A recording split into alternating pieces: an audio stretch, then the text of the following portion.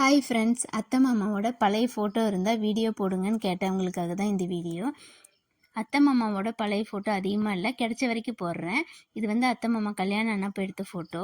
இது வந்து 5வது பையன் வயிற்றில் இருக்கும்போது எடுத்த ஃபோட்டோ. இது அத்தை மாமா கிட்ட பிளாக் அண்ட் ஒயிட் கலரில் இருந்துச்சு. நாங்கள் ஃபோட்டோ ஸ்டுடியோவில் கொடுத்து கலர் பண்ணி வாங்கிக்கிட்டோம். அப்புறம் இந்த ஃபோட்டோ பார்த்தீங்கன்னா எங்கள் ஃபேமிலி ஃபோட்டோ.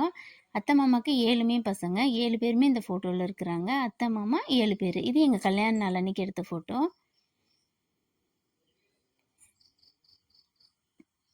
அத்தை மாமா கல்யாணத்தப்போ இப்படி தான் இருந்தாங்க. எங்கள் கல்யாணத்தப்போ அத்தை மாமா தம்பி பாப்பாலாம் பிறக்கிற வரைக்கும் நல்லா தான் இருந்தாங்க. அதுக்கப்புறமா தான் இப்போ தான் 4 வருஷமாக தான் படுத்த படுக்கை ஆயிட்டாங்க.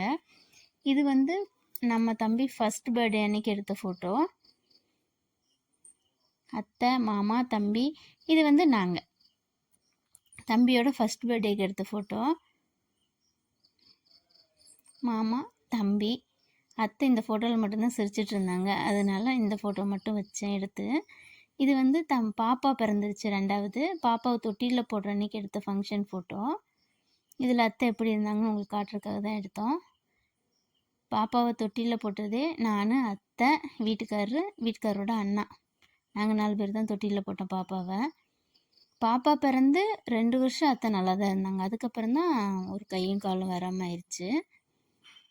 இது வந்து பாப்பாவோட ஃபர்ஸ்ட் பர்த்டே அன்னைக்கு எடுத்த ஃபோட்டோ.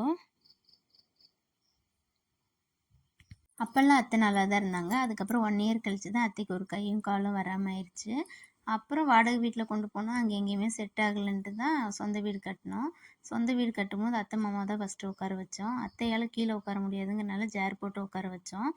அதுக்கப்புறம் அவங்களால கீழே உட்காந்து எந்த பூஜையும் பண்ண முடியாதுங்கிறனால நாங்கள் உட்காந்து பண்ணோம்.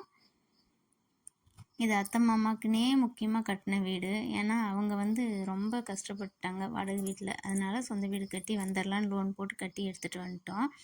எங்கள் வீட்டுக்கு பேரே ராணி ராமலிங்கம்னு தான் வச்சோம். அத்தை பேர் ராணி, மாமா பேர் ராமலிங்கம். அவங்க பேர் வச்சு தான் வீடே கட்டினோம். அவங்களுக்காக அப்படின்னு கட்டினோம். ஜனவரி மாதம் கிரகப்பிரவேசம் பண்ணுறது கூட டிசம்பர் மாதமே மாற்றி வச்சோம். ஏன்னா அத்தை ரொம்ப முடியாமல் ஆயிட்டாங்க. அப்போ சரி எதுனாலும் சொந்த வீட்டில் தான் பார்க்கணும் அப்படிங்கிறதுக்காகவே அவசரமாக வீடு கட்டி இங்கே கூட்டிகிட்டு வந்துட்டோம். பார்த்தீங்கன்னா இதுதான் நம்ம வீடு. இப்போ இருக்கிறது அண்ணா வீடு. அம்மா அப்பா இப்போ அண்ணா வீட்டில் இருக்கிறாங்க. அங்கேருந்து தான் நான் வீடியோ எடுத்து போடுறேன்.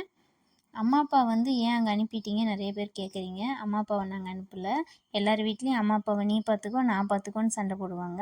ஆனால் எங்கள் வீட்டில் ஆப்போசிட். அப்படியே நீ மட்டும் பார்த்துக்கிற, ஏன் நாங்கள் பார்த்துக்கூடாதான்னு கூட்டிகிட்டு போயிருக்கிறாங்க. அதனால தான். ஆனால் நாங்கள் வாரத்தில் 3 நாள் இங்கே இருப்போம், 3 நாள் அங்கே இருப்போம். அதனால் ஒன்றும் பிரச்சனை இல்லை. வீடியோஸ் உங்களுக்கு கண்டினியூவாக வரும். இவ்வளோ நேரம் நீங்கள் கேட்ட கொஸ்டின்ஸ்க்கெல்லாம் ஆன்சர் பண்ணிவிட்டேன்.